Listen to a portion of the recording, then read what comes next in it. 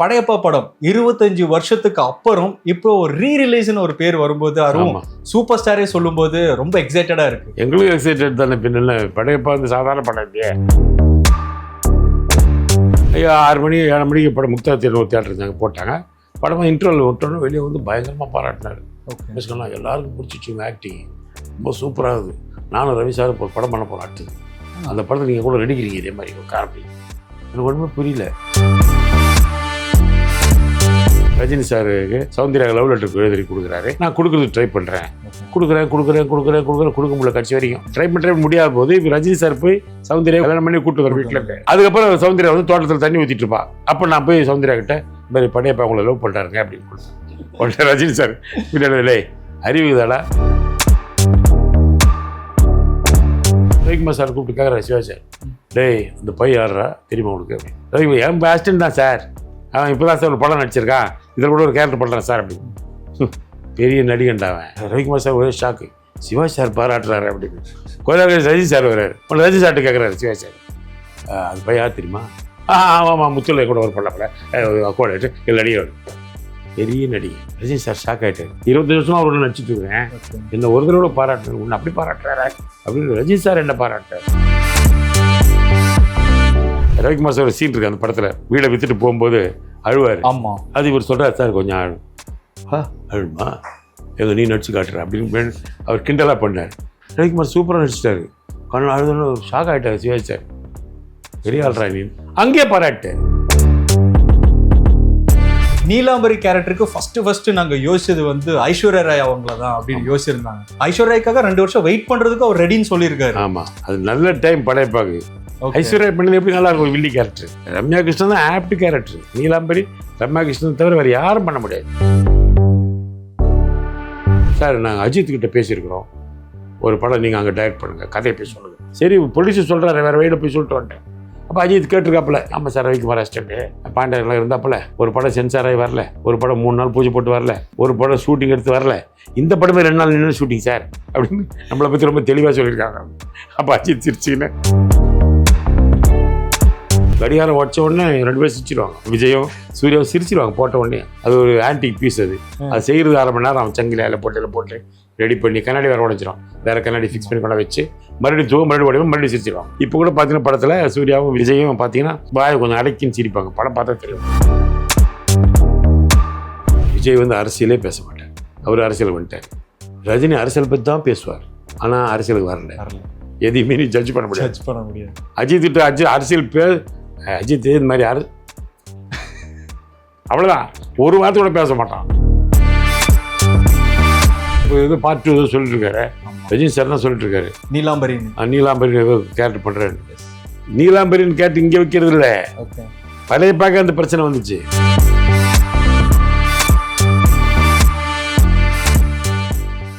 சினிபஸ் நேயர்கள் அனைவருக்கும் வணக்கம். நான் உங்க வெங்கட். இன்னைக்கு நம்மளோட இணைந்திருப்பது multi talented person, actor, director, writer and show ஜட்ஜுன்னு பல முகங்களை கொண்ட ரமேஷ் கண்ணா அவர்கள். ஹலோ சார், வணக்கம். வணக்கம். வாழ்த்துக்கள் சினிபஸ் நேயர்களுக்கும் நிர்வாகத்திற்கும் சம்பந்தப்பட்ட அத்தனை பேருக்கு என்னோட வாழ்த்துக்களை தெரிவிச்சுக்கிறேன். சூப்பர் சார், ரொம்ப வருஷத்துக்கு அப்புறம் உங்களை மீட் பண்ணுறதுல எங்களுக்கு ரொம்ப சந்தோஷம். சார், படையப்பா படம் ஒரு பெஞ்ச் மார்க் கிரியேட் பண்ண படம். 25 வருஷத்துக்கு அப்புறம் இப்போ ரீ ரிலீஸ்னு ஒரு பேர் வரும்போது அதுவும் சூப்பர் ஸ்டாரே சொல்லும்போது ரொம்ப எக்ஸைட்டடா இருக்கு. உங்களுக்கு எப்படி இருக்கு சார்? எங்களுக்கும் எக்ஸைட்டட் தானே. பின்ன படையப்பா வந்து சாதாரண படம் இல்லையா, ஒரு லேண்ட்மார்க் படம். ரஜினிகாந்த் லைஃப்பில் அது ஒரு லேண்ட்மார்க் படம் இல்லையா? ஆமாம் சார். எவ்வளோ படங்கள் பண்ணியிருந்தாலும் முக்கியமாக படையப்பா ஒரு முக்கியமான படம். அது அவருக்கு, அதை அவர் ரீ ரிலீஸ் பண்ணுறாருன்போது அவரும் சந்தோஷப்படுவார். ஏன்னா அவருடைய ஓன் மூவி, அது அவர் தான் ப்ரொடியூசர் அந்த படத்துக்கு. ஆக்சுவலாக பார்த்தீங்கன்னா அப்படிப்பட்ட ஒரு மூவி மறுபடியும் வர்றதுல வந்து மக்களுக்கு எல்லாரும் எனக்கு இப்போ கொஞ்ச நாளாக நல்ல டைம் நினைக்கிறேன். ஏன்னா ஃப்ரெண்ட்ஸ் ரிலீஸ் ஆகுது, ஒரு பக்கம் ஓடிட்டு இருக்குது, அட்டகாசம் வருவது ஓடிட்டு இருக்குது. இது இப்போ ஸ்டார்ட் ஆச்சு. அதனால் திரும்பி நமக்கு ஒரு சின்ன ரீல் லைஃப் மாதிரி இப்போ.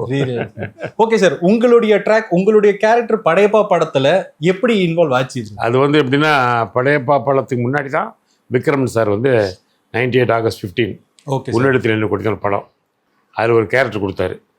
அதுனா அது ஒரு பெரிய கேரக்டராக நினச்சி பண்ணல. விக்ரம் சார் கிட்ட தான் ரவிக்குமார் ஒர்க் பண்ணார். ரவிக்குமாரில் நான் ஒர்க் பண்ணுறேன். அதனால் எங்களுக்கு ஒரு பழக்கம் இருக்குது. எப்போ தான் ஜாலியாக பேசிகிட்டு இருப்பேன் சார். அது எப்படி நோட் பண்ணால் தெரியும். ஏதோ ஒரு ஐடியாவில் கொடுத்துட்டாரு ஒரு கேரக்டர். நான் பாட்டு ஷூட்டிங் போயிட்டு நான் என் வேலையை பார்ப்பேன். ஏன்னா அப்போ நட்புக்காக வேறு பண்ணிகிட்ருக்கோம், அதோட கோஆர்டினேட்டர் வேலை பார்ப்பேன், அந்த மாதிரி போயிட்டுருக்கோம். இது ஒரு பெரிய படம் ஹிட் ஆகணும்னு எனக்கு தெரியாது. ஆனால் படம் 3 ஷோ தான் ஓடிச்சு. அன்றைக்கி நைட்டு பெரிய ஹிட் ஆகிப்போச்சு. Super sir. சரியான ஹிட்டு. அப்படி பார்த்தா எங்கே பார்த்தாலும் பத்திரிக்காரங்க எல்லோரும் மாற்றி மாற்றி ஃபோன் பண்ணுறாங்க, சூப்பராக இருக்குது சூப்பராக இருக்குன்னு. திடீர்னு பார்த்தா எனக்கு அப்போ ஃபோன் கிடையாது, எனக்கு ஒரு பேஜர் தான் இருக்குது. அந்த பேஜரில் கால்மி ரஜினிகாந்த்னு வருது, லேண்ட்லைன் நம்பர் போட்டு. எனக்கு ஒன்றுமே புரியல, ரஜினிகாந்த் என் நம்மளை கூப்பிட்றாரு திடீர்னு. ஏன்னா முத்து பண்ணி ரொம்ப நாள் ஆச்சு. முத்துக்கு அப்புறம் அபேஷன் மீட் பண்ணோம், அதுக்கப்புறம் என்னென்ன படங்கள்லாம் பண்ணிட்டு தான் இருக்கிறோம். திடீர்னு அவர் கூப்பிட்றாரு, ஒன்றுமே புரியல. சரி ஓகே என்னதான் தெரியலன்னு சொல்லிட்டு அப்போ என்கிட்ட ஃபோனு கிடையாது, ஒன்றும் கிடையாது. அப்போ தேனப்பன் இப்போ எக்ஸிக்யூட்டிவ் ப்ரொடியூசர் இருக்கார், நடிகராக இருக்கார். அவர் நமக்கு ஃப்ரெண்டு, அவர் தான் எங்களுக்கெல்லாம் எக்ஸிக்யூட்டிவ் ப்ரொடியூசர் மாதிரி. அவர்கிட்ட போய் இந்த மாதிரி தேனப்பன் இந்த மாதிரி ரஜினிகாந்த் ஃபோன் பண்ண சொல்கிறாருப்பா, என்னன்னு தெரில அப்படின்னு. ஃபோனுக்கு பண்ணணும் போவோம், ஆஃபீஸ் வா ஃபோன் பண்ண அப்படின்னாரு. சரி நாங்கள் போய் ஆஃபீஸில் ஃபோன் பண்ணேன். படம் சொல்ல சூப்பராக இருக்குது படம், எந்த படத்தை சொல்கிறாங்கன்னு புரியல. அது இப்போ பார்த்தீங்க கார்த்திக் படம் பிரமாமா இருக்குது, ரொம்ப நல்லா இருக்குது சொல்கிறாங்க எல்லோரும், வெளில ஒரே டாக்காக இருக்குது. இப்போ எங்கள் ஃபேமிலியாக அந்த படம் பார்க்கலாம் ஆசைப்படுறோம், ஒரு ஷோ போட்டுருங்க அப்படின்றாரு. ஷோ போட்டுங்கன்னா காசு வேணாம், நம்மகிட்ட ஃபோன் வாங்க காசில் ஷோ எப்படி போடுறது. ஒன்று தேனப்பன் நீங்கள் தான் எனக்கு ஹெல்ப்பு அப்படின்னா காலை பண்ண பார்த்துலாம் சொல்லிட்டு தேனப்பன் எல்லாம் போலீஸ் 3 பேரெல்லாம் சேர்ந்து ரஜினி சார் பார்க்குறதுல சந்தோஷம் தான் எல்லாருக்கும். படம் போட்டாங்க. 6 மணி 7 மணிக்கு படம் முக்தா ஒரு தேட்டர் இருந்தாங்க, போட்டாங்க. படமாக இன்டர்வல் விட்டோன்னு வெளியே வந்து பயங்கரமாக பாராட்டினார். சொன்னால் எல்லாருக்கும் பிடிச்சிச்சு உங்கள் ஆக்டிங், ரொம்ப சூப்பராக இருக்குது, நானும் ரவி சார் ஒரு படம் பண்ண போகிறேன் அடுத்தது, அந்த படத்தை நீங்கள் கூட நடிக்கிறீங்க இதே மாதிரி ஒரு காமெடி. எனக்கு ஒன்றுமே புரியல. என்ன சார் நீங்கள் சொல்கிறீங்க, உங்கள் படத்தில் ஒரு அசோசியேட் டைரக்டர் ஒர்க் பண்ணால் கூட 100 படம் டைரக்ட் பண்ண மாதிரி சார், அவ்வளோ பேர் இருக்குது, நீங்கள் வந்து என்ன நடிக்கிறதுலாம் கூப்பிடுங்க நடிக்கிறீங்க அப்படின்னு சொல்லிட்டு போயிட்டார். மறுபடியும் படம் பார்க்க போயிட்டார். படம் பிடிச்சி எல்லாம் பாராட்டி எல்லாம் ஃபேமிலியே பாராட்டி போயிடுச்சு. அப்புறமா டிஸ்கஷன் ஆரம்பிக்குது. அப்போ ஆரம்பிக்கும் போது ரவிக்குமார் சார், நான், ரஜினி சார் 3 பேர் தான் டிஸ்கஸ் பண்ணுவோம். ஒரு லெவல் ஃபுல் ஃபார்ம் ஆனப்பறம் தான் அசிஸ்டன்ஸை கூப்பிட்டு சொல்லுவாங்க கதையை. அப்போ நான் டைரக்டர் சொன்னேன், சார் இதுமாதிரி உன்னடித்தின கூட படம் வந்திருக்குது, பெரிய ஹிட்டு சார், எங்கே பார்த்தாலும் பற்றி பேசுகிறாங்க. அப்போ நான் வந்து இதில் ரஜினி சார் கூட வரணுன்னா நடிக்கணும்னா என்ன, அவர் கூட எப்படி பார்த்தீங்கன்னா அவர் போவார், பின்னாடி ஒரு 4 பேர் ஹை ஸ்பீடில் நடப்பாங்க, அவ்வளோதான், அவங்களுக்கு பெருசாக ஒன்றும் இருக்காது. எனக்கு ஏதாவது ஒரு கேரக்டர் மாதிரி ஒன்று சார் அப்படி. சரி என்ன சொல்கிறேன் அப்படின்னாரு. இந்த லவ் லெட்டர் கொடுக்குறேன். ரஜினி சாருக்கு சௌந்தர்யா லவ் லெட்டர் எழுதி கொடுக்குறாரு, நான் கொடுக்குறதுக்கு ட்ரை பண்ணுறேன். கொடுக்குறேன் கொடுக்க முடியல கடைசி வரைக்கும் கொடுக்க முடியாது. அதில் அது கிழிஞ்சி அது சிலப்பட்ட ஒட்டி வச்சுருப்பேன். அப்போது அந்த படத்தில் இல்லாத நான் எண்டில் முடிச்சு எப்படின்னா ட்ரை பண்ண முடியாத போது இப்போ ரஜினி சார் போய் சௌந்தர்யாவை கூப்பிட்டு வந்துடுவார், கல்யாணம் பண்ணி கூப்பிட்டு வருவார், வீட்டில் இருந்து அவங்க வீட்டுக்கு போய் கூப்பிட்டு வந்துடுவார். சௌந்தர்யா பார்த்துருப்பீங்க. அதுக்கப்புறம் சௌந்தர்யா வந்து தோட்டத்தில் தண்ணி ஊற்றிட்டு இருப்பா. அப்போ நான் போய் சௌந்தர்யா கிட்ட இந்த மாதிரி படையப்பா அவங்கள லவ் பண்ணுறாருங்க அப்படின்னு கொடுப்பேன். உடனே ரஜினி சார் பின்னாடி அறிவுதாடா, கல்யாணம் பண்ணி வீட்டுக்கே கூப்பிட்டு வந்துட்டு இப்போ லவ் லெட்டர் கொடுக்குறாடான்னு. அப்படியா சொல்லவே இல்லையாப்பா அப்படின்ற மாதிரி சொல்லி அப்படி முடிச்ச உடனே ரஜினி சார் சொன்னார், நல்லா சூப்பராக இருக்கா, நல்லா வச்சிடலாம் அப்படின்ட்டு. ஆனால் ரமேஷ் நான் வந்து இப்போ தான் உன்னிடத்தில் உங்களுக்கு படம் பார்த்தேன், அதில் நீங்கள் வந்து லாஸ்ட்டில் வந்து கார்த்திகை திருடன்னு சொன்னோன்னே ஒரு சென்டிமெண்ட்டாக பாட்டிலாக உடச்சி அடிக்க போவோம் ஆளுங்களை, மதன் பாபாவை குத்த போவேன், ஒரு எமோஷனல் சீன் இருக்குது அதில். ஏன்னா கார்த்திகை திருடன்னு சொல்லிட்டேன், இவ்வளோ நாள் எங்கடா போயிருந்தீங்க, அவ்வளோ கஷ்டப்பட்டு பாடகை ஆக்கினப்போ தான் நீங்களாம் வரீங்கன்னு சொன்னேன். அது ரொம்ப ஃபஸ்ட் கிளாஸ் ஒர்க் அவுட் ஆச்சு. சென்டிமெண்ட்டை வந்து காமெடினுக்கு ஒர்க் பண்ணாது. வடிவேலோ விவேக்கோ காமெடி பண்ணலாம், சென்டிமெண்ட் பண்ணால் சிரிச்சிருவாங்க ஜனங்க. சென்டிமெண்ட் உங்களுக்கு மட்டும்தான் வரும், வேறு யாருக்கும் வராது அப்படி சொல்லி அந்த லெட்டர் கிழிச்சு போகிற சீன் அவர் தான் சொன்னார். லாஸ்ட்டில் அது கிழிச்சு போடுற மாதிரி பண்ணி அதெல்லாம் கிழிச்சு போட்டு அப்படி போவேன். அது பெருசாக இப்போ கூட மீம்ஸில் போயிட்டுருக்குது. அது வந்து ரஜினி சார் சொன்னது. Beyond the scene, okay, before the ஸ்க்ரீனில் பியாண்ட் த சீனில் ஏதாவது சுவாரஸ்யமான சம்பவம் சூப்பர் ஸ்டாரோட அந்த செட்டில் நடந்த விஷயம் இருந்து எங்களோட நிறைய இருக்குதுங்க, எக்கச்சக்கமாக இருக்குது, எவ்வளோ சொல்கிறது. படையப்பா பற்றி சொல்லணும்னா அவ்வளோ இருக்குது சீன்ஸு, அவ்வளோ மேட்ரு இருக்குது. உதாரணத்துக்கு வந்து நான் தான் கோஆர்டினேட்டர் அதில், நான் தான் எல்லாத்தையுமே இது பண்ணுவேன், பிரேக் டவுன்லாம் போடுவேன். அப்போ தேனப்பன் தான் எக்ஸிக்யூட்டிவ் ப்ரொடியூசர், அவர்கிட்ட சொல்லிவிடுவேன் நாளைக்கு காலை 7 மணிக்கு சிவாஜி சாருக்கு கால்ச்சிட்டு சொல்லிட்டு மைசூர் ஷூட்டிங், மேல்கோட்டையில் ஷூட்டிங், அங்கேருந்து ஒரு 80 கிலோமீட்டர் போனோம். அப்போ சொல்லிட்டோம் மறுநாள் காலையில் ஒரு 6:45 போகிறேன், கார் எடுத்துகிட்டு ஒரு சிவாஜி சார் ஒரு காரு, நானும் தேனப்பன் ஒரு காரில் போகிறோம். போனால் ஒரு லலித மஹால் பேலஸ் அங்கே தான் ரூம் போட்டிருக்காங்க. அவர் முன்னாடி நிற்கிறார், மேக்கப்பெல்லாம் போட்டு வீக்கெல்லாம் வச்சு. நான் கேட்டேன், தேனப்பையில் ஓனர் மாதிரி நின்றுக்கிறார் அவர், பேலஸ் ஓனர் மாதிரி, என்ன மேக்கப்பெல்லாம் போட்டு நின்றுருக்காரு. 7 மணிக்கு தானே சொன்னோம், ஒவ்வொருத்தர் 7 மணிக்கு ஸ்டார்ட் சொன்னதை பண்ணுவாங்க. 7 மணிக்கு கிளம்பி 7:30 வந்து மேக்கப் 8 மணியாக வர்றது. இவர் 7 மணிக்கு 6:45 எல்லாம் வித்து ட்ரெஸ்ஸோட ரெடியாக இருக்கார். எங்கன்னா போய் பார்த்துருக்கீங்களா நீங்கள்? எனக்கு ஷாக் ஆகிட்டேன். நான் வரல, நீ கூப்பிட்டு வா, நான் வந்தால் திட்டு வாங்க முடியாது, நான் அடிச்சுட்டேன். நான் என் காரில் போயிட்டேன். அப்போ தேலவன் போய் அவர் சிவாஜி சார் கூப்பிட்டு வந்தாப்புல மேல்கோட்டை போயிட்டோம். மேல்கோட்டை எப்படின்னா ஒரு 10 படி ஏறணும், 10 படி கொஞ்சம் இருக்கும், இப்படி தான் ஏறணும். அப்போ 10 படி ஏறுவார், அப்படி என்ன பார்ப்பார் சிவாஜி சார், முறைப்பார் என்ன ஒரு முறை. அவர் கண்டு தான் தெரியல, பவர்ஃபுல் ஐஸ் ஆச்சு. அப்படியே நான் அப்படி தலையை குனிச்சுக்குவேன், லேட்டானது முறைக்கிறார் போல இருக்குது. மறுபடியும் ஏறுவார், மறுபடியும் முறைப்பார், மறுபடியும் இப்படியே போயிடுவார். போயிட்டு மேலே போயிட்டோம். மேலே போனப்போ நான் தான் கோஆர்டினேட்டர் வேறையாச்சா, நான் கரோல் ரெடி பண்ணுறது, ஆட் மாதம் நிற்க வைக்கிறது, அங்கே இல்லைங்க மைக்கில் வேறு சொல்லிட்டு இருப்பேன், மெகாஃபோனா ரெடி ஷார்ட் ரெடி அவர் கட்டிட்டு இருப்பேன். அப்போ ரவிக்குமார் சார் கூப்பிட்டு கேட்குறாரு சிவாஜி சார், டேய் அந்த பையன் யாரா தெரியுமா உனக்கு அப்படின்னு. ரவி என் பேஸ்டன் தான் சார், அவன் இப்போ தான் சார் ஒரு படம் நடிச்சிருக்கான், இதில் கூட ஒரு கேரக்டர் பண்ணுறான் சார் அப்படின்னு. பெரிய நடிகன்டா அவன், இப்போ தான் முத்துராமன் பையன் அவனை ஒரு படம் பண்ணாங்க, பார்த்துட்டு வரேன், அற்புதமான நடிகன், அவனை பார்த்துக்க, நீ அவன் அசிஸ்டன்ட் மட்டும் நினைக்காத அப்படின்னு. ரவிக்குமார் சார் ஒரே ஷாக்கு, சிவாஜி சார் பாராட்டுறாரு அப்படின்னு. கொஞ்ச ரஜினி சார் வர்றாரு. ரஜினி சார் வந்து அதே மாதிரி நான் வேலை செஞ்சுட்டு இருக்கிறேன், ஷார்ட்டில் கூப்பிட்டுருக்கேன். உடனே ரஜினி சார்ட்டு கேட்குறாரு சிவாஜி சார், அது பையன் யார் தெரியுமா? ஆமாம் முத்துல கூட ஒரு படம் கோடாட்டு இல்லை நடிகை, பெரிய நடிகை, முத்துராம் பையனோட ஒரு படம் நடிச்சிருக்கான், அற்புதமான நடிகை அப்படின்னு. ரஜினி சார் ஷாக் ஆகிட்டார். அப்புறம் என்னை கூப்பிட்டு 25 வருஷமாக அவரோட நடிச்சிட்டு இருக்கிறேன், என்ன ஒரு தடவை பாராட்டினார், உன்னை அப்படி பாராட்டுறாரு அப்படின்னு ரஜினி சார் என்ன பாராட்டார். அது பெரிய கிஃப்ட் இல்லை நமக்கு. சிவாஜி சார் ரஜினி சார் எல்லாம் பாராட்டு.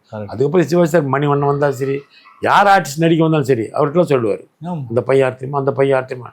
மணிவண்ணன் கேட்பாருன்னா, சிவாஜி சார் உங்களுக்கு அவ்வளோ புகழாரப்பா உன்னை பற்றி அப்படின்னு மணிவண்ணன் என்ன கிட்ட கேட்பார். அதெல்லாம் ஒரு காட்சி கிஃப்ட். நம்மள சிவாஜி சார்லாம் திரையில பார்த்து வேந்தவள் தான், அவரை நேராக பார்க்க முடியுமானதே டவுட் ஆச்சு. அவரோட ட்ராவல் பண்ணி நடித்து அவர் வாயால் பேர் வாங்கிட்டு, மின்சார பூ சாங் நடக்குது விஜய் வாங்கல, மின்சார சாங்கு, ஆமாம் அதில் நடிச்சிட்டு இருக்கிறேன். அப்போ கேப்பில் அவர் என்னை பார்த்து, நீ இப்படி தான் நடிப்பேன், இப்படி கண்ணெல்லாம் அப்படி பண்ணுவல, நீ நடிச்சு காட்டுறது என்ன மாதிரி மணிவண்ணங்கள்லாம். அதெல்லாம் ஒரு பெரிய கிஃப்ட் தான். அது மாதிரி திறமையை பாராட்டுறதுக்கு அவருக்கு எப்பவுமே சிவாஜி சார் மாதிரி யாரும் இம்மிடியாக பாராட்டுருவார். சூப்பர் இல்லை, அவர் மனசில் ஒரு கலங்க, நம்ம பெரிய நடிகை நம்ம பாராட்டலாம். ஆக்ஷன் ஒன்றும் இல்லை, ரவிக்குமார் சார் ஒரு சீன் இருக்குது அந்த படத்தில், வீடை விற்றுட்டு போகும்போது அழுவார். ஆமாம், அது இவர் சொல்கிறார், சார் கொஞ்சம் அழுமா எங்கள் நீ நடிச்சு காட்டுற அப்படின்னு அவர் கிண்டலாக பண்ணார். ரவிக்குமார் சூப்பராக நடிச்சிட்டாரு. கண்ணு அழுதுன்னு ஷாக் ஆகிட்டார் சிவாஜி சார். என்னடா எப்படா அழுது ரொமாமா நடிக்கிறேன், என்னடா ஆச்சு என்ன ஆச்சு? இல்லை சார் ஏன் நான் பொண்ணை நினச்சிக்கிட்டேன் அப்படின்னாரு. அவருடைய டாக்டரை நினச்சிட்டு சும்மா பெரிய ஆள்ரா நீ அங்கேயே பாராட்டார். On spot. ஆமாம் ஆன் ஸ்பாட். அந்த மாதிரி ரஜினி சார் படைப்பாலை பற்றி நிறைய விஷயங்கள் இருக்குங்க. ஒன்று படைப்பால் ஒரு சீன் இருக்குது, நான் தான் கோட்டையில் பெட்டி பெட்டியாக கொண்டா கொடுப்போம், திருப்பி பணத்தை கொடுப்போம், யாரா கொடுத்து பணத்தை அப்படின்னு கேட்பான். அப்புறம் சின்ன பையன் வருவான் தெரியுமா, சின்ன பையன் வந்து அப்படின்வான். அதில் தெரிஞ்சு ஓ படையப்பா தான் கொடுத்து அந்த ஸ்டைல் பண்ணிட்டோன்னே ஓ படையப்பா கொடுத்தாருன்னா அப்போ அப்போ தான் பின்னாடி படையப்பா என்ட்ரி ஆகும், நாங்களாம் என்ட்ரி ஆகும். அதுக்கு ஒரு பையனை வேணும். மைசூரில் எந்த பையன் இருக்கிறான், இங்கேருந்து கூப்பிட்டு போனால் படம் ரஜினி சார் ஸ்டைல் எப்படின்னு தெரியும், சொன்னால் புரியும் அவனுக்கு இல்லையா. ஒரு சின்ன பையனை ரெடி பண்ணி கூப்பிட்டு போகலாம், அவனுக்கு ரஜினினாலும் தெரியும். அங்கே இருக்கிறவங்களுக்கு எப்படி தெரியும், டே ஒரு பையனை ரெடி பண்ணுறா அவர் ஸ்டைலை போய் சொல்ல அவர் பேசணும் அப்படின்னு. நான் போய் ஒரு பையனை கூப்பிட்டு அவன் கன்னடத்தில் கூப்பிடுவான். கன்னடத்தில் அவன் நான் சொன்னால் புரியல, ஒரு பையனை வச்சு கன்னடத்தில் சொல்கிறேன், ரஜினி சார் தெரியுமா அப்படின்னு அவன் அப்படின்லாம். இது போதும் எங்களுக்கு, இது போதும் ஓடியா கூப்பிட்டு கும்பல் நின்று இந்த பையங்க அவன் நடிக்க வந்த பையன் கிடையாது, கும்பல் வேடிக்கை பார்த்த பையனை கூப்பிட்டு ரெடி பண்ண. அப்போ ரஜினி சார் எங்க போய் ரீச் ஆயிருக்காரு பாருங்க, கன்னடத்துல ஒரு சிறுவர்கள் மத்தியில போய் ரீச் ஆயிருக்கு. ஒரே கொஸ்டின்ல சூப்பர் ஸ்டாரோட இணைஞ்சு டிராவல் பண்ண விஷயத்த மட்டும் இல்லாம சிவாஜி சாரோட டிராவல் பண்ண விஷயம் எல்லாத்தையும் ஷேர் பண்ணீங்க. உங்களுடைய பங்கு அந்த படத்துல படையப்பா படத்துல ஸ்கிரிப்ட்லயும் இருந்திருக்கா சார்? ரவிக்குமாரோட படத்துல எல்லாத்துலயும் அது தெரிஞ்ச பங்கு கண்டிப்பா இருக்கு, அது இல்லாம இருக்கவே இருக்காது. அப்போ சூப்பர் ஸ்டார் இந்த இன்டர்வியூ நேத்து கொடுக்கும்போது எல்லாருமே பார்த்திருக்கோம், நீலாம்பரி கேரக்டருக்கு ஃபர்ஸ்ட் நாங்க யோசிச்சது வந்து ஐஸ்வர்யா ராய் அவங்கள தான் அப்படின்னு யோசிச்சிருந்தாங்க.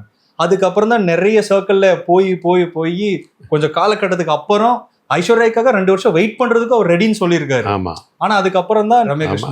இதை நீங்க எப்படி பாக்குறீங்க சார்? நீங்க அந்த டைம் ஆக்சுவலா பார்த்தா ஐஸ்வர்யா பண்ணி நல்லா இருந்திருக்காது, அது நல்ல டைம் படைப்பாக்கு. ஐஸ்வர்யா பண்ணி எப்படி நல்லா இருக்கும், வில்லி கேரக்டர் நல்லாவே இருக்காதே. ரம்யா கிருஷ்ணன் தான் ஆப்ட் கேரக்டர், நீலாம்பரி ரம்யா கிருஷ்ணன் தவிர வேறு யாரும் பண்ண முடியாது. அப்படி செட் ஆயிடுச்சு அந்த கேரக்டர். அந்த மாதிரி வாய்ஸ் வேற, அந்த வாய்ஸ் வேற, ஒரிஜினல் வாய்ஸ். அதுக்கு முன்னாடி உங்களுக்கு டப்பிங் வாய்ஸ் தான் பேசுவாங்க, இதில் ஒரிஜினலாக பேச வச்சோன்னாங்க. அதனால பக்காவாயிடுச்சு அந்த கேரக்டர். அது நீங்கள் நீலாம்பரிக்கு வந்து ரம்யா கிருஷ்ணன் தவிர வேறு யாரையும் நீங்கள் கற்பனை கூட பண்ணி பார்க்க முடியாது. அவங்க ப்ரூவ் பண்ணிட்டாங்க அந்த கேரக்டர், பண்ணிட்டாங்களா, அப்படி செட் ஆயிடுச்சு அவங்களுக்கு. சரியா பிளாஸ்டா இருந்துச்சு.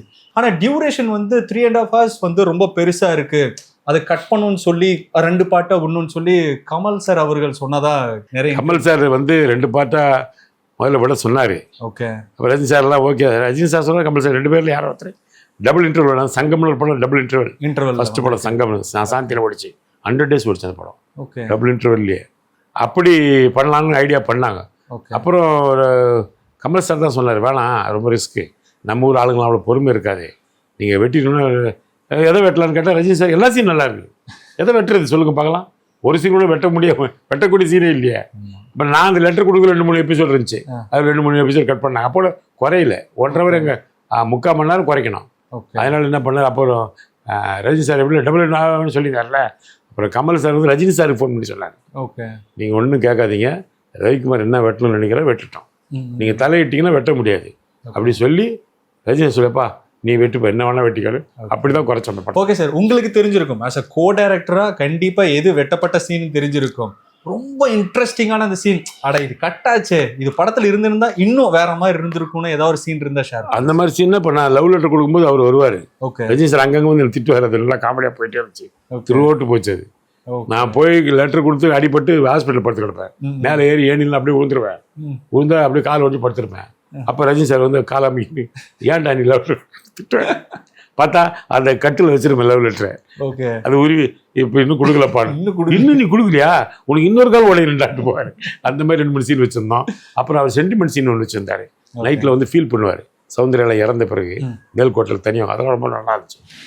அப்புறம் ஃபீலிங் ஓகே அப்படின்னு நாங்கள் தூக்கிட்டோம். படையப்பா படம் எப்பவுமே எல்லார் மத்தியிலும் பெஸ்டான பிளாக் பஸ்டரான படம், எல்லாருக்கும் பிடிச்ச படம். ஆனால் சூப்பர் ஸ்டார் அவர்களுக்கு இன்னொரு படம் செகண்ட் ரிலீஸ் ஆகணும் அப்படின்னா எந்த படத்தை சொல்லுவீங்க? முத்து. அதுவும் ரீரிலீஸ் எங்கள் படம் தான் சொல்லுவோம், நாங்கள் வேற எப்படி சொல்லுவோம். பாட்சாலாம் வந்தால் கலக்கிடுங்க, அதை பற்றி நம்ம பேசவே வேணாம் இல்லையா. அது ரீரிலீஸ்லாம் பண்ணேன், சும்மா ரிலீஸ் பண்ணாலே ஓடினாங்க. எக்ஸாக்ட்லி. ஓகே சார், உங்களுக்கு பல முகங்கள் நான் இன்ட்ரோ கொடுத்த மாதிரி as a director, as a writer and as actor எல்லாமே இருக்கு. உங்களுக்கு மன திருப்தியோட இதுதான்ப்பா எனக்கு ரொம்ப பிடிச்ச விஷயம் அப்படின்னு நீங்கள் எதை சொல்லுவீங்க, எதை சூஸ் பண்ணுவீங்க? ஸ்கிரிப்ட் ரைட்டிங் தான். ஸ்கிரிப்ட் ரைட்டிங் தான். டைரக்ஷன் தான் பிடிக்கும். ஏன்னா நம்ம சொல்கிற டைலாக்ஸ் எல்லாம் மக்கள் மத்தியில் வரவேற்பு பெறும்போது நமக்கு ஒரு சந்தோஷம் இல்லை. சில டைலாக்ஸ் நம்ம சொல்லுவோம், அதெல்லாம் தியேட்டரில் பெருசாக வரவேற்பு வரும், அப்போ எனக்கு ரொம்ப சந்தோஷமாக இருக்கும். நம்ம சிந்தனை கொஞ்சம் மக்கள் மத்தியில் ஈடுபடுத்துகிறேன் அப்படின்னு. அது மாதிரி இப்போ ஆண் பாவத் படத்தில் நிறைய டைலாக்ஸ் எழுதியிருப்பேன் நான். உங்கள் அம்மா நான் கட்டில எங்கள் அம்மா நீ கட்டிக்கூடாதா அப்படின்னு டைலாக் எழுதியிருப்பேன். அதே மாதிரி சீதா வந்து பொம்பளை வேஷம் போட்டுருதுன்னு பாண்டியராஜ் சொல்லப்பல, எப்படா அப்படின்னு பாண்டியன் கேட்பாங்க பாண்டியன் தம்பிக்கிட்ட, துரோகி அப்படின்வான் பாண்டியன், ஏண்டா அப்படின்னு, இல்லை இதுக்கு ஒரு தங்கச்சி தான் நல்லா இருந்திருக்கல அப்படின்னு பார்ப்பேன். அதை வந்து அரசு கேள்விகள் அப்போ ரொம்ப ஃபேமஸ் குமுதத்தில். அரசு கேள்விகள் அவ்வளோ ஃபேமஸ். அப்போ அது ஒரு குஷ்வந்த் சிங் எழுதுவார் இல்லஸ்ட்ரேட் வீக்கில், அது மாதிரி கல்கண்டில் தமிழ்நாடு எழுதுவார். கேள்வி பதில் 2-3 இடம் தான் ஸ்பெஷல், அப்படி அரசு கேள்வி பதில். அதில் குறிப்பிட்டு இந்த டைலாக் எழுதியிருந்தாங்க. அப்போ அந்த வருஷத்து வசனம் சிறந்த அவார்டு கூட வாங்கிச்சு. ஓகே. நம்மளுடைய கான்ட்ரிபியூஷன் இருக்குது ஒழிய பேரெல்லாம் பாட்டுராஜன் பேரெல்லாம் வந்துச்சு. ஆனால் டைரக்ஷன் பாட்டுக்குன்னு வரும்போது தொடரும் எப்பவுமே அது தலை அவர்கள், சரி அஜித் சார் அவர்கள் தலைன்னு சொல்லக்கூடாதுன்ட்டாரு, பெஸ்டான படமாகவும் இருந்துச்சு. ஆமாம், அது வந்து ரொம்ப, அதான் நீங்கள் நினைக்கிற மாரி இல்லைங்க, நம்ம நன்றும் தீதும் பிறகு தர வாடா, அதான் ஒரே வார்த்தை. எப்போ நல்லது வரும் எப்போ கெட்டது வரும் நமக்கு தெரியாது. அது டைம் நல்லா தான் வந்துடும், நல்லா இருந்தாலும் வராது, என்ன பண்ணாலும் வராது, முட்டி மோதனோட வராது, அதான் உண்மை. அதுமாரி நான் வந்து ஆக்சுவலாக பார்த்தா தொடரும் படம் வந்து நான் ஜெமினியில் ஒரு படம் எழுதினேன், பெரிய குடும்பம், 100 days அந்த படம். ஓகே. அப்போ ஜெமினியில் வந்து எக்ஸிக்யூட்டிவ் ப்ரொடியூசர் வந்து கிருஷ்ணான்னு எஸ்பி பாலசனுடைய மைத்துனர், அப்புறம் ரமணா, 2 பேர் தான் முக்கியமான ஆள். ஸ்ரீராம் தான் அவனுடைய இன்சார்ஜ் எக்ஸிக்யூட்டிவ். அவங்களும் வந்து ரமேஷ் கண்ணா ஒரு படம் கொடுக்கலாம் அப்படின்னு சொல்லி, சார் ரமேஷ் நீங்கள் என் கம்பெனியோட டைரக்ட் பண்ணுங்க ஒரு படம் அப்படின்னு. நான் பண்ண மாட்டேன்ட்டேன். என்ன சார் டைரக்ஷன் நாங்கள் கொடுக்குறோம், நீங்கள் வேணான்றீங்க, அவன் டைரக்ஷன் சான்ஸ் கேட்குறான் அப்படின்னு. இல்லை நான் பண்ண மாட்டேன்ட்டேன். அவங்க போய் ரவிக்குமார் சார்கிட்ட சொல்லிட்டாங்க, நான் உங்கள் ரமேஷ் கண்ணா கொடுத்தா படம் வேணாங்க. அவர் கூப்பிட்ட, நான் பண்ண மாட்டேன் சார், நான் ஏற்கனவே ஒரு படம் பண்ணேன், 3 நாள் நின்று போச்சு, 5 நாள் ஒரு படம் நின்று போச்சு, பூஜை போட்டு ஒரு படம் நின்று போச்சு, இதெல்லாம் நிறைய சென்சாராகி ஒரு படம் நின்று போச்சு, நாளாச்சா. அது இல்லாமல் இந்த படம் இருக்குல்ல, இப்போ நீங்கள் சொல்கிறீங்களே, இதுவே 2 நாள் ஷூட்டிங் போகிற படம், அதனால் நான் வந்து பண்ண மாட்டேன் படம் அப்படின்னு. பைத்தியக்காரா, அதெல்லாம் ஃபைனான்ஸ் எல்லாம் நின்று போச்சு. இது வந்து கம்பெனி எது, ஜெமினி கலர் ஃபிலிம் லேபரட்டரி. அப்போ ஃபிலிமில் தான் பிரிண்ட் எடுத்து ரிலீஸ் பண்ணுவாங்க படத்தை. காசு இல்லைனா ஃபிலிம் இருக்குது, தைரியமாக நீ பண்ணுற அப்படின்ற டைரக்டர். அதுவும் நியாயம் தானே அப்படின்னு யோசித்தேன். சரி ஓகே, சென்டிமெண்ட்டாக ஜெமினிக்கு எங்களுக்கு ஒரு சென்டிமெண்ட் இருக்குது. 2 பசங்க இருப்பாங்கள்ல, நடிப்பாங்களே, அது வந்து ஒன்று எங்கள் அண்ணன், ஒன்று வந்து புஷ்பவல்லியில் ஜெமினி ஃபர்ஸ்ட் ஒய்ஃப், ரேகாவோட அம்மா அவனுடைய பையன். 2 பேரும் சேர்ந்து சக்கரதாரில் தான் அந்த மோல்டு எடுத்தாங்க. அவங்க ரிட்டர்ன் வச்சுட்டான். அதில் அது ஒரு சென்டிமெண்ட் வருது எனக்கு ஜிமினிக்கு. சரி ஓகே, எங்கள் அண்ணன் பேர் பிரேம்ராஜ். அப்போ சரி ஓகே பண்ணிடலான்னு சொல்லி ஓகே பண்ணிட்டேன். அப்புறம் ஜெயராம் தான் ஹீரோ ஃபிக்ஸ் பண்ணி அட்வான்ஸ் கொடுத்தாச்சு. மீனா அட்வான்ஸ் கொடுத்தாச்சு, மணிவண்ணன் அட்வான்ஸ் கொடுத்து, விவேக் அட்வான்ஸ் எல்லாம் கொடுத்தாச்சு. வடிவெல்லாம் இருக்கான் போல எல்லாம் அட்வான்ஸ் கொடுத்து ஷூட்டிங்லாம் பார்த்து லொக்கேஷன் பார்த்து ஃபஸ்ட் நாள் ஷூட்டிங் போகிறேன். ஷூட்டிங் போய் 2-3 ஷார்ட் எடுத்துரு. Manivannan Vivek first comedy track எடுக்கிறேன். ஜெயராம் மீனா 2 நாள் கழிச்சு அவன் ஜாயின் ஆக போகிறாங்க. அப்படி ட்ராக் 2 காமெடி ட்ராக் எடுத்துகிட்டு இருக்கேன். திடீர்னு ஒருத்தன் வந்தான், சார் ஷூட்டிங் ஸ்டாப் பண்ணுங்க சார். நான் எனக்கு ஒரே ஷாக்கு. அபிஷன் மாதிரி ஏதோ ஸ்ட்ரைக்கு போலுக்குது. என்னடா ஸ்ட்ரைக் ஆடா அப்படின்னேன். அதெல்லாம் இல்லை சார். அப்போ நான் ஃபைனான்ஸ் எல்லாம் இருக்குமா சார்? நான் விளையாடுறீங்கன்னு. பின்ன ஏன் நான் ஷூட்டிங் எடுத்து சொல்கிறேன்? ஃபிலிம் இல்லை சார் போயிட்டான். அவ்வளோதான். மணிவண்ணன் பார்த்தார். ரமேஷ் கண்ணா, ஃபிலிம் கம்பெனிலேயே ஃபிலிம் இல்லைண்ணா, நீ எல்லாம் எப்படா அண்ணே கிண்டல் பண்ணாதீங்கண்ணா. என்ன 10 வருஷம் கழிச்சு படம் போயிடுச்சு, ஒரு படம் பண்ணுறேன், அதில் என்ன இல்லை போச்சு. அவ்வளோ அந்த படம் அப்படி எடுக்கவே இல்லை. 2 நாள் கழிச்சு பார்த்தா ஸ்ட்ரைக் ஆரம்பிச்சிச்சு. படைப்பாளி பெப்சி ஸ்ட்ரைக்கு 1.5 வருஷம் ஸ்ட்ரைக். அப்போ எப்படி இருக்கு பாருங்க வாழ்க்கையினுடைய போராட்டம். அப்படியே ரொம்ப அப்செட் ஆகி அப்படியே இருக்கும்போது தான் உன்னடத்தில் கொடுத்தல விக்ரம் சார் நடிக்க வைக்கிறார். அப்படி லைஃப்பில் விட்டாருன்னு சங்கத்தில் இதெல்லாம் நடந்தே இருக்காது.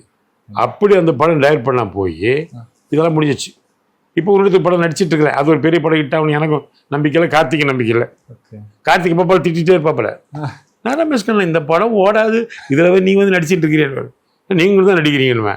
நான் நடிக்கிறேன், நீ ஏன் நடிக்கிற? கிண்டல் பண்ணே இருப்பாரு. நான் விக்ரம் சார்கிட்ட சொல்லுவேன், சார் கார்த்திக் இப்படி சொல்கிறாரு சார், நீங்கள் உள்ள ரமேஷ் கண்ணா அது வேறு ட்ரீட்மெண்ட் இருக்காங்க. ஏற்கனவே அதே மாதிரி ஒரு கதை வந்துச்சு போல. அவர் சொல்லிட்டார். நான் வந்து நட்புக்காக கோஆர்டினேட்டர் ஒர்க் பண்ணதுக்கு அட்வான்ஸ்லாம் வாங்கிட்டேன், சம்பளம்லாம் வாங்கிட்டு நான் பண்ண ஷூட்டிங் நடிக்க போயிட்டேன். அப்போ குஷால் தாஸ் ஷூட்டிங் நடக்குது. மேலே ஷூட்டிங் நடக்குது. எட்டி பார்த்தா ரவிக்குமார் சார் கீழே நட்புக்காக ஷூட்டிங் பார்த்துட்டாரு. டேய் எங்கடா பண்ண ராஸ்கல், காசி வாங்கிட்டு இப்போ நான் பிரேக் டவுன் நான் போட்டுருக்கேன்டா, இறங்க விடா என்னடா பண்ணுறேன் அப்படின்னு. இப்போ விக்ரம் சார் எட்டி பார்த்தாரு. இல்லை ரவி அப்படின்னு. இல்லை சார் திருட ஓடி ஆட்டான் சார், காசை வாங்கிட்டாரு. இல்லை ரவி ஒரு கேரக்டர் கொடுத்துருக்கேன் நடிக்கிறாப்பில்ல. அப்படியா, அப்போ சரி நடி அப்படி விட்டார். அவர் அப்படி தான் அந்த கேரக்டர் பண்ண பண்ணி இருக்க முடியாது வச்சுக்கலாம். இதெல்லாம் முடிஞ்சிச்சு, பல ரிலீஸ் ஆகிடுச்சு, பெருசாக வந்துடுச்சு. இது இப்போ உன்னிடத்தில் கொஞ்சம் வந்த பிறகு. ஆனால் அதுக்கு முன்னாடி நின்ற நேரத்தில் அதே ரமணாவும் கிருஷ்ணா வராங்க. எஸ்பி பாலசுப்ரமணியம் சார் 2 பேரும். சார் நாங்கள் அஜித்துக்கிட்ட பேசியிருக்கிறோம், ஒரு படம் நீங்கள் அங்கே டைரக்ட் பண்ணுங்கள், கதையை பேச சொல்லுங்கள், இந்த கதையை பேச. அஜித் இப்போ தான் காதல் கோட்டைன்னு ஒரு படம் பண்ணியிருக்காப்புல. Devayani Heera, super duper hit படம், எக்ரு படம். கண்டு எங்கள் படத்தில் வந்து ஓப்பனிங்கில் அஜித்துக்கு குழந்தை இருக்கும் இல்லையா, அது ஃபேமிலி சப்ஜெக்ட். அது எப்படி சார் நல்லா இருக்கும், அது லவ் சப்ஜெக்ட். அப்போ நம்ம தேவயானி ஹீரா போடலான்றாங்க அவங்க. சார் நான் சொல்கிறதே உங்களுக்கு புரியல, தேவயானி ஹீரா போட்டால் இன்னும் தப்பாயிரும் படம் அப்படின்றேன். இல்லை நீங்கள் போய் சொல்ல பேசிட்டேன்னு. சரி ப்ரொடியூசர் சொல்கிறாரு, வேறு வழியில் போய் சொல்லிட்டு வந்துட்டேன்.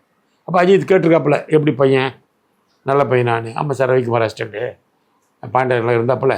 ஒரு படம் சென்சார் ஆகி வரல, ஒரு படம் 3 நாள் பூஜை போட்டு வரல, ஒரு படம் ஷூட்டிங் எடுத்து வரல, இந்த படமே 2 நாள் நின்று ஷூட்டிங் சார் அப்படின்னு நம்மளை பற்றி ரொம்ப தெளிவாக சொல்லியிருக்காங்க.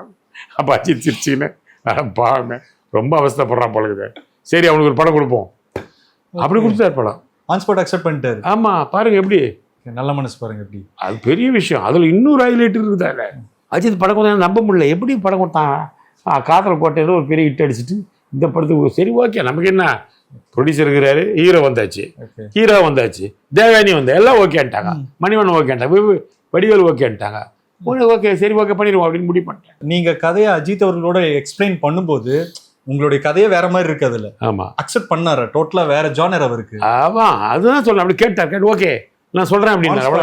ஆமாம் ஓகே கதை ஓகேலாம் சொல்ல, நான் சொல்கிறேன் பேசுகிறேன் அப்படின்ட்டார் அவர். அவர் விசாரிப்பார்ல பையன் யாருன்னு, அப்புறம் தான் நம்ம சம்மதிக்க முடியும். அப்படி அப்போ அவர் நினச்சதுனால ரொம்ப போராடிட்டு இருக்கிறான் அப்படின்னு. நாங்களும் ரொம்ப போராடி தான் வந்தேன். அந்த எண்ணம் அவர் மனசில் இருக்குது. போராட்டத்துக்கு வெற்றி கொடுக்கணும்ல, கண்டிப்பாக. அப்படி தான் அந்த படம் கொடுத்தாரு. அதுமாதிரி ஃபர்ஸ்ட் நாள் ஷூட்டிங்கு இங்கே தான் கோடம்பாக்கம் வீட்டில் தான் ஷூட்டிங் எடுக்கிறேன். தேவயானி வந்து மதுரையிலேருந்து நைட்டு காரை பிடிச்சி வரா shooting. First day shooting full night travel ஆகி வரா தேவயானி. அவளுக்கு கேள்வி சொல்லுவா அந்த விஷயத்தை. ஹீரோ வந்தாச்சு, அஜித் வந்து எல்லாம் வந்து ரெடி ஆச்சு, நான் ஷார்ட்டெல்லாம் வச்சுட்டேன்.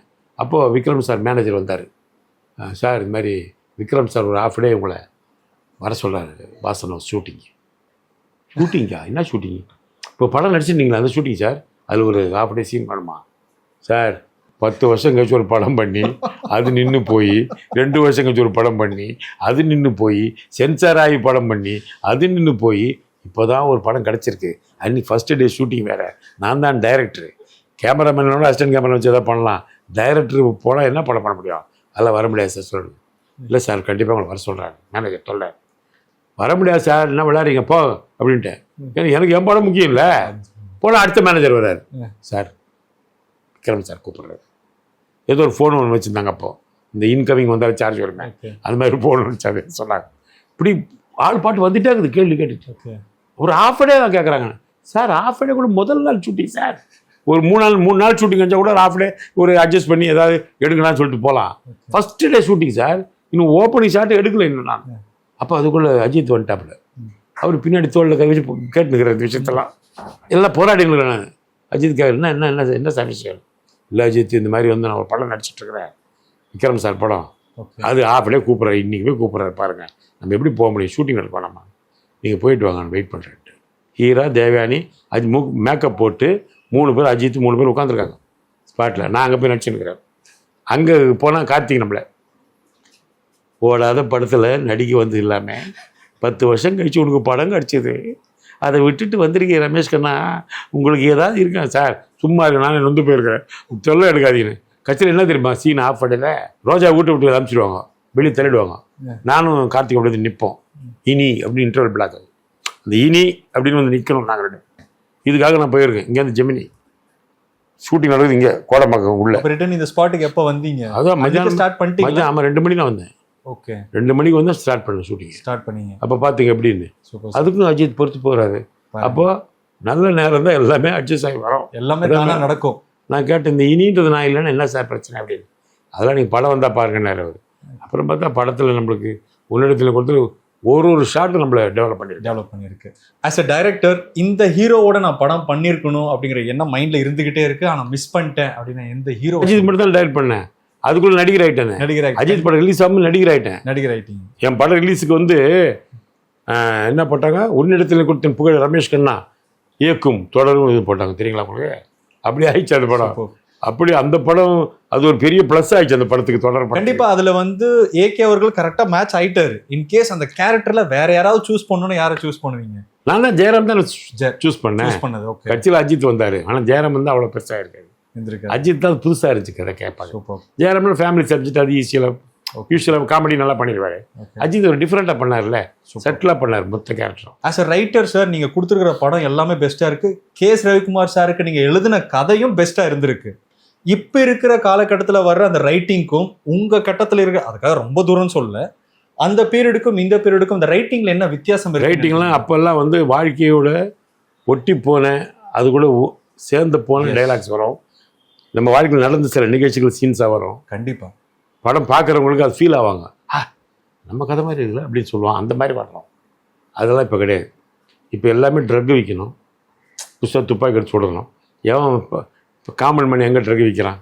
ட்ரக் விற்கிறவங்க மட்டும் தான் கதை தெரியும், சாதாரண ஆளுக்கு எப்படி இந்த கதை தெரியும்? இப்போது இது வந்துச்சு டூரிஸ்ட் ஹோம், அது ஃபேமிலி சப்ஜெக்ட் எப்படி இருக்குது, குடும்பஸ்தன், அந்த லெபர் பந்தெல்லாம் பார்த்தீங்கன்னா நம்ம லைஃப்பில் நடக்கிற நம்ம பார்த்த மக்கள் பார்த்த கேரக்டர்ஸ் அதில் இருக்கும், அதோட ட்ராவல் ஆகும். ஆமாம், இப்போ வர்ற படங்களும் ஆக்ஷன் படம், காமெடியே இல்லை படத்தில். இப்போ கூட வெளில போனால் எல்லாம் கேட்குறது கேள்வி தான். இப்போ தான் ஃப்ரெண்ட்ஸ் ரிலீஸ் ஆச்சுல, அதனால் இப்போ என்னாச்சு எல்லாம் போகல. என்ன சார் ஃப்ரெண்ட்ஸ் மாதிரி ஒரு படம் கொடுங்க சார்ன்றாங்க, நானாக கொடுக்க மாட்டேன்றேன். ஜனங்க தான் அது எடுக்கிறதா ப்ரொடியூசரே இல்லையே, எல்லாம் ஹீரோஸ் எல்லாம் ஆக்ஷன் பிளாக் தானே போகிறாங்க. கண்டிப்பாக அவங்களே அதை பற்றி திங்க் பண்ணுறது இல்லையே. அப்போ ரஜினி சார் படத்தோட காமெடி வைப்பார் அவர்.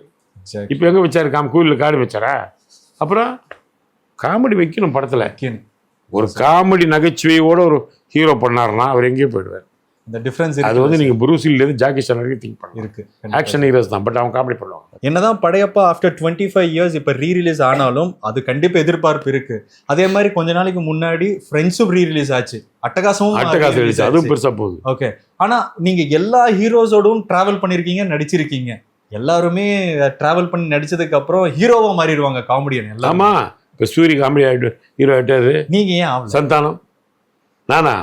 என் தகுதி எனக்கு தெரியும், என் லெவலுக்கு தெரியும். ரொம்ப ஓவரெலாம் கான்ஃபிடென்ட் இருக்கலாம். ரவிவரன் சொல்லுவார் தெரியுமா, கான்ஃபிடென்ட் இருக்கலாம், ஓவர் கான்ஃபிடென்ட் இருக்கக்கூடாது. ஆனால் சக்ஸஸ்ஃபுல்லாக இருந்திருக்கீங்க. சப்போர்ட்டிங் ரோல்ல சக்சஸ்ஃபுல்லா எல்லா அப்படி ஹீரோஸும் கிடையாது. அதில் தான் எனக்கு பெரிய டிராபேக் அதுதான். இப்போ வடிவேலு விவேக் நான் 3 பேர் தாங்க அப்போ காமெடியன்ஸே. யார் ஒன்று போடுவாங்க, இல்லை அப்புறம் போய் என்ன போடுவோம், யாரோ ஒருத்தர் போட்டுருவாங்க. வடிவேலு விவேக் என்ன பண்ணுவோம், ட்ராக் பண்ணுவாங்க. ஒரு படத்தில் ட்ராக் பண்ணுறது 5 நாள் தான். 5 நாள் ட்ராக் பண்ணி படம் பூரா தெரிச்சு போட்டுருவாங்க. ஒன்று அடுத்த படத்துக்கு போய் அப்போ ஒரு மாதத்தில் 5 நாளில் அட்லீஸ்ட் 4 படம் பண்ணிடலாம். எனக்கு வர்றவங்க அப்படி வர மாட்டாங்க. சார் இந்த கேரக்டர் வந்து ரொம்ப முக்கியமான கேரக்டர் சார். ஹீரோவோடே வரீங்க, ஹீரோவோடே தூங்குறீங்க, ஹீரோவோடே எழுந்துக்கிறீங்க, ஹீரோவோடே பாடுறீங்க, ஹீரோவோடே போகிறீங்கன்னு சொல்லி 40 நாள் வாங்கிடுவாங்க. அப்போ அவங்க 5 படம் பண்ணும்போது நான் 1 படம் தான் பண்ணுவேன். அப்போ பார்த்தீங்க நம்ம நிலைமை எப்படி பார்த்து. ஓகே சார், விஜய் அவர்களோடும் சூர்யா அவர்களோடும் நீங்க இணைந்து பணியாற்ற அந்த ஃப்ரெண்ட்ஸ் படத்துல ஏதாவது சுவாரஸ்யமான ஒரு நிகழ்வு? சுவாரஸ்யம் கடிகாரம் உடைக்கிற சீன் தான் சுவாரஸ்யமான நாட்டு. இல்ல beyond the scene? Beyond the scene தான் சொல்றேன். கடிகாரம் உடச்ச உடனே 2 பேரும் சிரிச்சிருவாங்க. விஜயும் சூர்யாவும் சிரிச்சிருவாங்க போட்ட உடனே.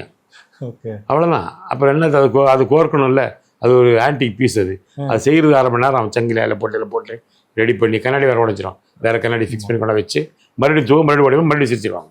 அதுமாதிரி 3 தடவை நடந்துச்சு. அதில் எங்களுக்கு ஒரு நாள் ஃபுல்லாக போயிடுச்சு. ஓகே. அப்புறம் சித்தி சார் கொஞ்சம் சிரிக்காதீங்கப்பா அப்படி. இப்போ கூட பார்த்தீங்கன்னா படத்தில் சூர்யாவும் விஜயும் பார்த்தீங்கன்னா அப்படி வாயை கொஞ்சம் அடைக்கின்னு சிரிப்பாங்க. படம் பார்த்தா தெரியும்.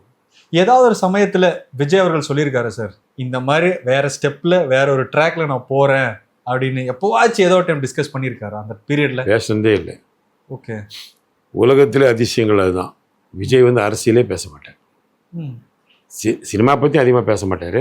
அரசியல் சுத்தமாக பேச மாட்டார். அவர் அரசியல் வந்துட்டார். ரஜினி அரசியல் பற்றி தான் பேசுவார், ஆனால் அரசியலுக்கு வரல. கமல் சார் அரசியல் பற்றியே பேச மாட்டார், சினிமா பற்றி மட்டும்தான் பேசுவார். அரசியலுக்கு வந்துட்டார். அப்போ என்ன நடக்குதுன்னு சொல்லுவீங்க நீங்கள்? எதையுமே நீ ஜட்ஜ் பண்ண முடியாது. அஜித் அரசியல் அஜித் இந்த மாதிரி அவ்வளோதான். ஒரு வார்த்தை கூட பேச மாட்டான் அரசியலை பற்றி. ஒருவேளை அவருக்கு பின்னாடி வந்தால்.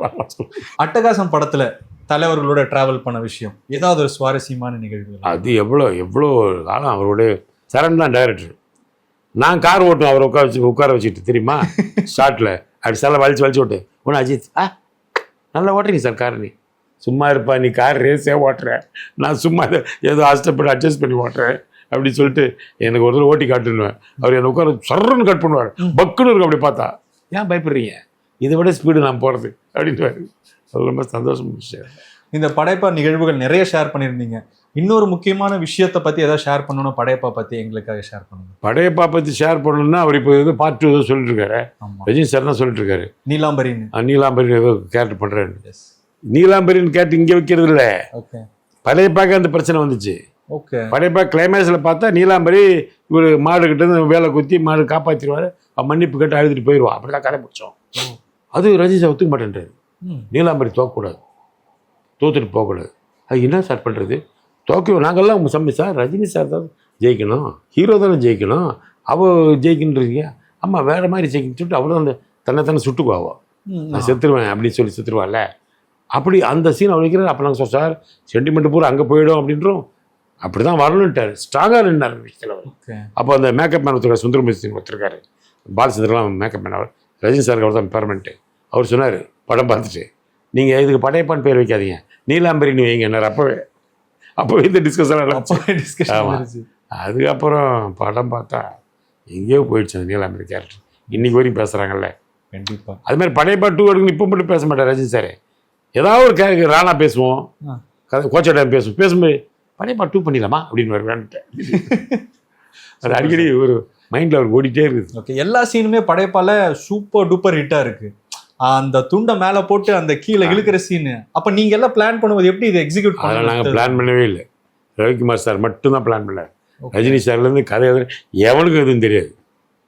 அந்த சீனில் எப்படின்னா ரம்யாகிருஷ்ணன் உட்காந்துருப்பா, சேர் இருக்காது, படையப்பா அவமானப்படுத்தி அனுப்புவாகும். ஓகே.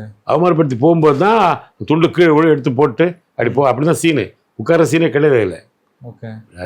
ரவிக்குமார் சார் தான் திங்க் பண்ணி இப்படி பார்த்தாரு, வீடு உள்ளே போய் பார்த்தாரு. இங்கே சேட்பட்டில் அந்த வீடு அப்படி பார்த்துட்டு இங்கே ஒரு ஊஞ்சல் போட முடியுமான்னு கேட்டார் ஆர்ட் டிபார்ட்மெண்ட். போடலாம் சார், போடுங்கன்ட்டார். ஃபிக்ஸ் பண்ணிட்டாங்க. மறுநாள் காலையிலேயே ஃபிக்ஸ் பண்ணணும்னு பார்த்தா ரஜினி சார் வந்தார். என்ன ஊஞ்சல் வச்சு சார் வாங்க சார் சொல்லு. அதுமாரி பாப்பா பார்த்துட்டு பேசுவோம். அப்படி திரும்பிட்டு அப்படி துண்டு எடுத்துட்டு போடுவார், இழுப்பார், ஊஞ்சல் அப்படி விழும். அப்படி வாக்கிங் போய் நடந்து அப்படி கால் மேலே கால் பட்டு உட்காருவார். அந்த சீனு இன்றைக்கி வரைக்கும் இப்பவும் ரஜினி சார் எப்போ பேசுவார், சார் அந்த ஊஞ்சல் சீன் மாதிரி ஒரு சீன் வேணும் சார் வேணும்ட்டு அவருக்கு ரொம்ப புதுசு ரவிக்குமார் சார் கிரெடிட் கோஸ். நீங்களும் உங்க டைரக்டர் கே.எஸ். ரவிக்குமார் சாரும் எப்போவாச்சும் தோணி இருக்கா, பேசியிருக்கீங்களா நம்ம இன்னொரு படம் பண்ணலாம் அப்படின்னு, இன்னொரு படம் பெஸ்ட்டாக கொடுத்துடலாம் அப்படின்னு எப்போவாச்சும் டிஸ்கஷன் வந்திருக்கா? ஆமாம், எப்பவுமே பண்ணி தான் இருக்கும். இப்போ பண்ணுறது இல்லையே, அவர் நடிக்க பிஸியஸ்ட் மேன் ஆகிட்டார். நடிக்கிறதுலேயே அவரும் ஐயோ பயங்கரம். ஆனால் பண்ணுவோம், ஒரு படம் பண்ணுவோம், பேசிட்டு தான் இருக்கிறோம். அது ஒரு படம். அப்போ யார் ஹீரோவா வரலாம் கொஸ்டின் மார்க். வரலாம், யார் வேணா வரலாம். அது யார் எங்கள் டேரக்டர் பொறுத்து எப்படி தெரியுங்களா, ஒரு ஹீரோ முதல்ல டேட் கொடுக்கணும். ஓகே, நான் நடிக்கிறேன் உங்கள் டைரக்ஷனில், ப்ரொடியூசர் அந்த ஹீரோ வச்சு எடுக்க தயாராகும். அப்புறம் 3 பேருக்கு பிடிச்ச மாதிரி கதை தேடுவாங்க. 3 பேருக்கு பிடிச்ச மாதிரி கதை தேடி கதை கிடைச்சா தான் பண்ணுவார். ஹீரோக்கும் பிடிக்கணும், ப்ரொடியூசர் பிடிக்கணும், அவருக்கும் பிடிக்கணும். அப்படி தான் ஆதவன் கதை. ஆதவன் கதை ஒரு கிட்டத்தட்ட 6 மாதம் 7 மாதம் உட்காந்தாங்க. ரெட் ஜெயிண்ட் ஓகே ஆயிடுச்சு, ரவிக்குமார் டைரக்ஷன். சூர்யா ஓகே பண்ணிட்டான் நடிக்கிறேன்ட்டு. ஆனால் கதை கிடைக்கல. ஓகே, அப்புறம் திடீர்னு ஒரு நாள் ஆஃபீஸ் ஏதாச்சும் போகும்போது இது மாதிரி சொல்கிறாரு, 6 மாதம் ஆச்சுன்னா கதை கிடைக்கல, சூர்யா வேறு டேட் கொடுக்க போகிறான், நானும் வேறு படத்துக்கு போகலான்றேன் அப்படின்போது அப்போ தான் திடீர்னு விஜயகாந்த் பண்ண கதை, அது கேப்டனுக்கு பண்ண கதை. ஆதவன் அதை சொன்னால் அப்போயே 10 வருஷத்துக்கு முன்னாடி கதை எப்படி இருக்கும், 2000 பண்ண கதை 2010 சொல்கிறேன். எவ்வளோ ஞாபகம் இருக்கும் கதை, ஏதோ ஓரளவு அதுவே பிடிச்சிச்சு அவங்களுக்கு. நன்றும் தீதும் பிறத்தில் வர டைம் நல்லா இருந்தால் எல்லாம் எப்படி சொல்லலாம் கதை ஓகே. Super sir. அப்படி சீனோட டைலாகோட சொல்ல பிடிக்காது சிலவங்களுக்கு. பவுண்டட் ஸ்கிரிப்ட்லாம் கேட்பாங்க. பவுண்டட் ஸ்கிரிப்ட் யாராவது படிக்கிறாங்களா இந்த காலத்தில்? எல்லோரும் ஒரு வார்த்தை இப்போ பவுண்டட் ஸ்கிரிப்ட் இருக்கா, பவுண்டட் ஸ்கிரிப்ட் படித்தா உனக்கு என்ன எமோஷனல் புரியும், கதை சொன்னால் தான் அந்த எமோஷன் உனக்கு தெரியும். எக்ஸாக்ட்லி. இல்லையா, அப்படியே வந்தான் சார் அப்படியே ஃபீல் பண்ணி போகிறாங்க. He feels and go to the house அப்படின்னு நீ என்ன ஃபீல் பண்ணுவேன்? ஒரு டைரக்டர் எக்ஸ்பிளைன் பண்ணும்போது தான் அங்கே அந்த சீனில் இருக்கிற அந்த டெப்த் தெரியும். கண்டிப்பாக. சும்மா அது எழுத்தில் என்ன தெரியும், நாவல் படித்தாலே ஃபீல் பண்ணுறது வேண்டாமா. அப்படி படித்த நாவல்லாம் பார்த்தீங்கன்னா உங்களுக்கு ஜெயகாந்தன் நாவல்லாம் படித்தா அந்த ஃபீல் கொண்டாந்துருவார் எப்படியாது. அது மாதிரி இப்போ இல்லையா, இல்லையா ஐரா சுந்தரேசன்லாம் இல்லைனா இவ்வளோ அப்படி இருக்கணும், நல்ல பெரிய பெரிய ஆளுங்க அப்படி இல்லை இல்லையே இப்போ. ஓகே, இந்த நேரத்தில் நம்ம சினிபஸ் நேயர்கள் அவருக்கு ஏதாவது சொல்லணும்னு என்ன சொல்லுவீங்க? சினிபஸ் நேயர்கள் படம் போய் தியேட்டரில் பாருங்கள், அவ்வளோதான். வேறு என்ன, எல்லாருக்கும் சொல்கிறது ஒரே வார்த்தை தான். ஏன்னா அது அவங்கள மேலே தியேட்டர் விலை கொஞ்சம் ஜாஸ்தியாக, டிக்கெட்டெல்லாம் 200 ரூபா டிக்கெட்டு, ஒரு 4 பேர் போனால் 1000 ரூபா ஆகிடும். உள்ளே போனால் பாப்கார்ன் எதுவும் எடுத்து போக முடியாது. நாங்கள் அந்த காலத்தில் சாப்பாடு கட்டிக்கலாம் தியேட்டருக்கு போவோம். ஓகே, வீட்டில் எல்லாம் இப்போ பொரிகள்லாம் எடுத்துன்னு வீட்டுக்கு போவோம், வேர்களெலாம் வீட்டுக்கு போவோம், தியேட்டருக்கு போவோம். தியேட்டருக்குள்ளே பிஸ்கெட் விற்பான், பீஸ் இன்டர்வல் விற்பான், வாங்கி தின்னுவோம். இப்போ அதுக்கெல்லாம் அலோடு கிடையாது. அப்போ அதெல்லாம் காஸ்ட்லி ஆகுது. இப்போ அவ்வளோ காஸ்ட்லி கொடுத்து பார்க்கும்போது சாதாரண நடுத்தர மக்கள் என்ன நினைக்கிறாங்க, இவ்வளோ காசு கொடுத்து இந்த படத்தை பார்க்கணுமா, சின்ன படம் தானே டிவியில் பார்த்துலாம் முடிவு பண்ணுறாங்க. சின்ன படம் ஓடாததுக்கு மெயின் காரணம் தியேட்டர் தான். அவங்க நம்மள சொல்லுவாங்க படங்கள் நல்லா இல்லை, நல்லா இல்லாத படங்களும் அப்போ 4 வாரம் ஓடும். ஏன்னா தியேட்டரில் போய் பார்க்குறதுனுடைய சந்தோஷம் உலகத்தில் கிடைக்காது. 10 பேரோட உட்காருவாங்க, சிரிக்கிறது, கை தட்டுறது, அந்த சந்தோஷம் கிடைக்காது. அந்த காலத்தில் தியேட்டர்னா எப்படி இருக்குன்னா சஃபையர் தியேட்டர் இருக்குது.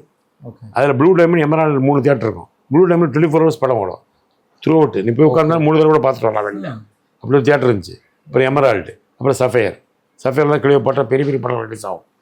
பக்கத்தில் சன் தியேட்டர் ஒரு தியேட்டர் இருக்குது, அது 40 பைசா டிக்கெட். இப்போ நீங்கள் பார்க்குறீங்களா சினி ஃபேமு, நேஷனல் ஃபேமு, அது நேஷனல் தியேட்டரு 40 பைசா டிக்கெட்.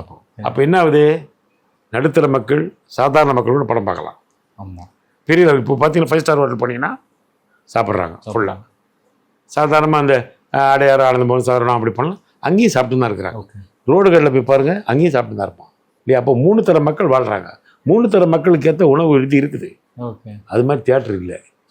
சாதாரண மக்களுக்கு தியேட்டர் இருந்தா அவன் போய் ஜாலியாக உட்காந்து படம் பார்த்துருப்பான். அவங்க பட்ஜெட்டுக்கு ஏற்ற மாதிரி. ஆமாம், அவனுக்கு ஒரு 20 ரூபா டிக்கெட் வையே, ஜாலியாக ஒரு 100 சீட் வச்சு தியேட்டர் கூட, இல்லை 200 சீட் வச்சு கூட, அவன் ஜாலியாக படம் பார்த்துருப்பான். நீ காம்ப்ளெக்ஸ்குள்ளே போகிறதுக்கே சங்கடப்படுறான்.